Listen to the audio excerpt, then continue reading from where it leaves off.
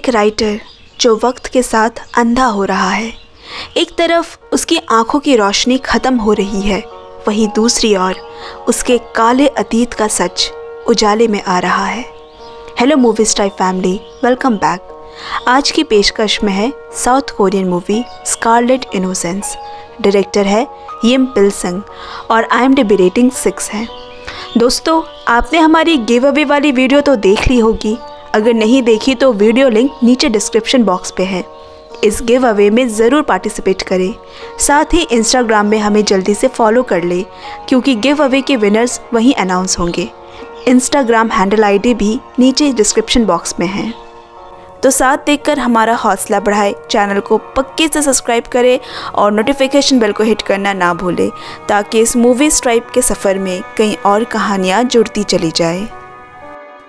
Seoul university के literature department के professor SIM, जो कि पेशे से एक राइटर भी है, कुछ समय के लिए शहर से लगे बाहरी छोड़ के एक गांव में रहने आए हैं।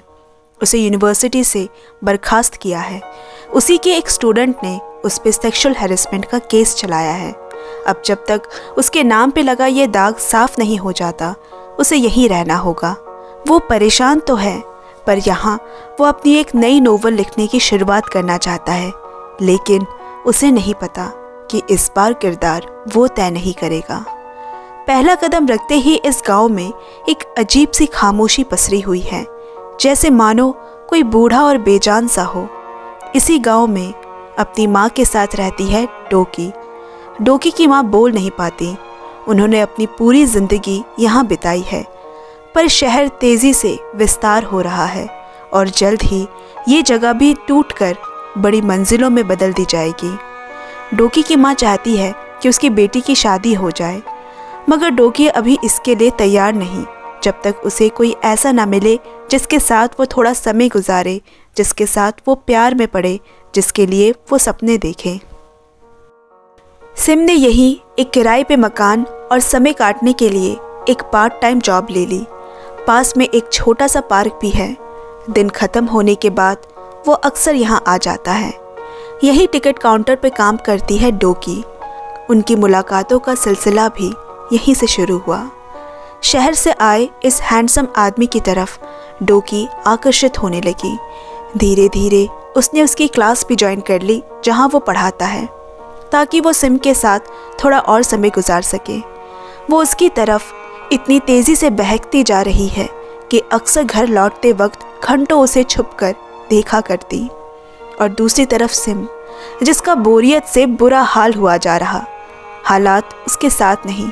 उसके वकील दोस्त ने भी यही सलाह दी कि जब तक केस निपट नहीं जाता वहीं रहने और गुजारा करने के लिए कोई ज़रिया ढूंढ ले। गुजरते हुए वक्त के साथ दोनों और करीब आने लगे। डोकी उसकी हर बात सुनती, हर बात समझती। सिम को वो एक हमदर्द की तरह मिली। दोनों साथ बैठे हैं, तभी सिम के घर से फ़ोन आया। फ़ोन के उस तरफ उसकी 8 साल की बेटी उसे घर बुला रही है। मम्मी की तबीयत ख़राब है पापा, जल्दी घर आ जाओ। दरअसल इस केस के बाद से सिम की बीवी डिप्रेशन की शिकार हो गई। दिन भर कमरे में पड़ी रहती, कमरे से बाहर ही नहीं निकलती। सिम ने जल्दी आऊँगा कहकर फ़ोन रख दिया। डोकी सिम के परिवार के बारे में जानकर थोड़ा मायूस हो गई, पर सिम ने उससे कभी कुछ छुपाया नहीं। दोनों साथ रहने लगे।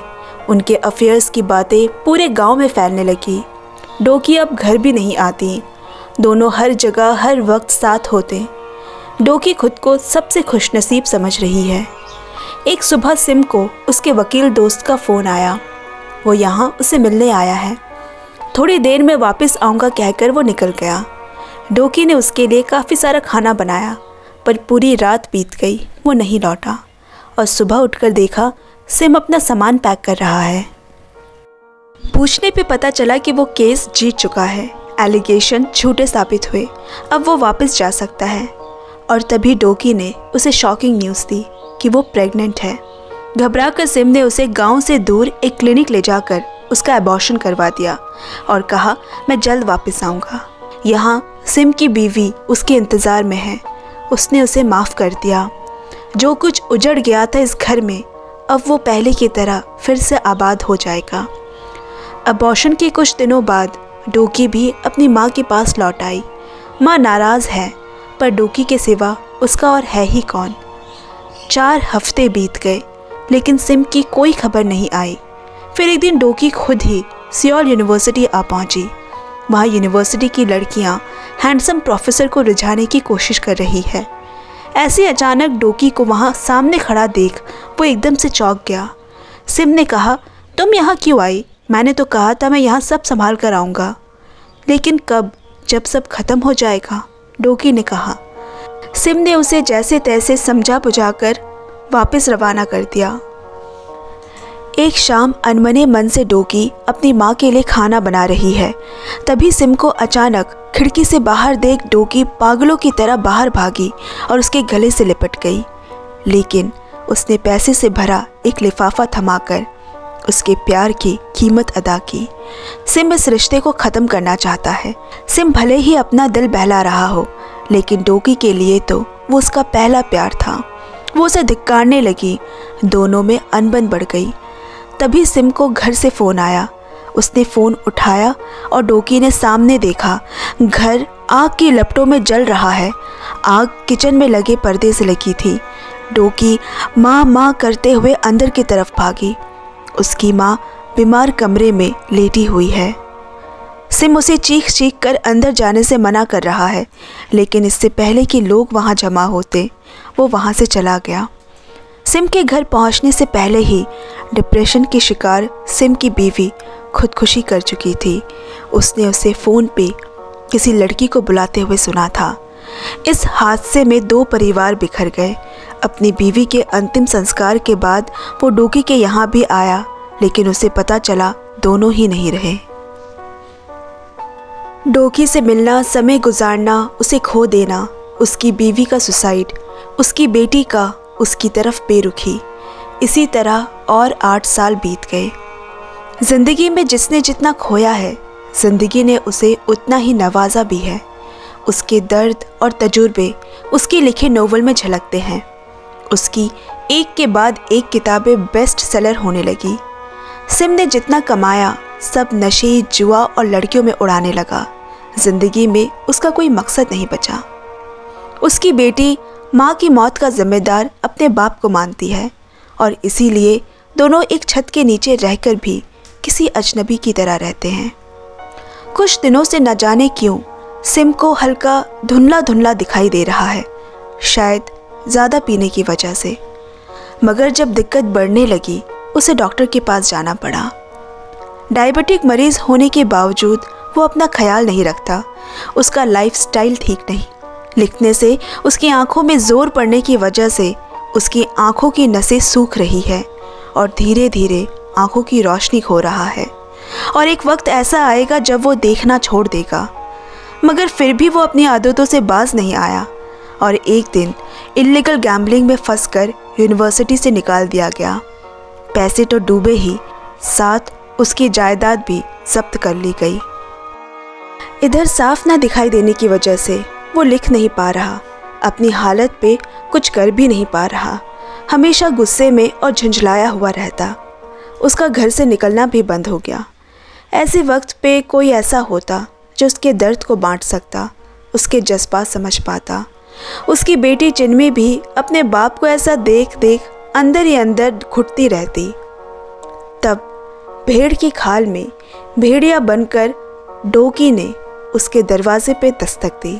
वो मरी नहीं थी। उसने अपना पहला शिकार चिन्मी का किया, जो एक अकेली टीनेज लड़की है जिसका शिकार करने में उसे कोई दिक्कत नहीं हुई। उसने उससे दोस्ती की और उसकी गैर हाजिरी में उसके घर जाने लगी, जहाँ अकेला तन्हा बेचारा सिम मिला। धीरे धीरे वो उससे बातें बढ़ाने लगी। उसके छोटे मोटे काम करना, उसके नोवेल्स टाइप करना। बाप और बेटी दोनों का एक ही सहारा बन गई डोकी। एक दिन वो उसे डॉक्टर के पास ले गई, जहाँ उसे कहा गया कि वो दोबारा देख सकता है, लेकिन उसमें बहुत पैसे लगेंगे। ये सुनकर दोबारा अपनी आंखें पाने के लिए सिम बेचैन हो उठा। एक ही रास्ता बचा है जहाँ उसके पैसे तेजी से बढ़ सकते हैं, जुआ। उसने पहले भी जीता है, वो दोबारा कर सकता है। डोकी के जाल में वो तड़पते मछली की तरह फंसता चला जा रहा। एक के बाद एक दांव सिम हारता चला गया और अंत में इतनी बड़ी दांव हार गया कि उसे ना चुका पाने के कारण उसके अंधेपन का फ़ायदा उठाकर एक नकली कागज़ में कहीं गुना ज़्यादा रकम पे उसके अंगूठे का ठप्पा लगा लिया गया। रोज़ उसे परेशान करने, उससे पैसे मांगने उसके घर बदमाश आने लगे। जब वो पैसे नहीं दे सका, उसकी बेटी चिन्मी को वो बदमाश उठा ले गए। कमरे में रोता बिलखता सिम पूरे घर में अपनी बेटी चिन्मी को ढूंढ रहा है और कोने में खड़ी डोकी मुस्कुरा रही है। उसे ऐसे तड़पता देख उसके कलेजे को ठंडक मिल रही है। वो पल पल उसे ये तड़पते हुए देखना चाहती है। कुछ महीने और बीत गए। जो डोकी चाहती थी वो सब कर चुकी है, पर अब उसे इस खेल में मज़ा नहीं आ रहा और एक दिन उसने सिम को सच्चाई बता दी। लेकिन अचंभे की बात है, सिम ने उससे कुछ नहीं कहा। उसने उसे माफ़ कर दिया। अचानक ज़िंदगी में आए इस अंधेरे को जब उसने अपना लिया, अपने अंदर के जज्बात को बाहर निकालने के लिए उसने लैपटॉप लिया और लिखा, मेरा शरीर इतना नम पड़ चुका है कि कुछ महसूस ही नहीं होता, ना दुख ना दर्द, बस चारों ओर सन्नाटा है। मैं चाहता हूँ कि मुझे पीड़ा देने के लिए ही सही, पर वो मेरे पास रहे। इससे किसी एक की तकलीफ़ तो कम होगी। सिम ने शायद मान लिया है कि ये उसके कर्मों का फल उसे मिल रहा है। दोनों ही खामोश हो गए। उसे तड़पता देख डोकी को अब खुशी नहीं होती, दुख होता है। क्या वो सच में इस आदमी को बर्बाद कर देना चाहती थी? तो फिर अब क्यों उसे उसका दर्द महसूस हो रहा है? अब उसके पास यह रुकने की कोई वजह नहीं, फिर भी वो क्यों यहाँ है? इसका जवाब डोकी भी तलाश रही है शायद।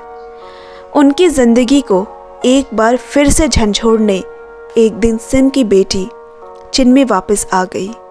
वो बदमाशों के बॉस के नज़र में आ गई थी और फिर वो उसकी हाई क्लास एस्कॉर्ट बन गई। उसने अपना अलग ही रास्ता निकाल लिया। उसे डोकी और अपने बाप के बारे में सब पता चल चुका है। यहाँ तक उसे डोकी से मिले उस डॉक्टर को भी पकड़ लिया जिसने आंखें ठीक हो जाने की झूठी बात कही थी। चिन्मी को दोनों से कोई सहानुभूति नहीं, क्योंकि कहीं ना कहीं दोनों का हाथ है उसकी ज़िंदगी खराब करने में।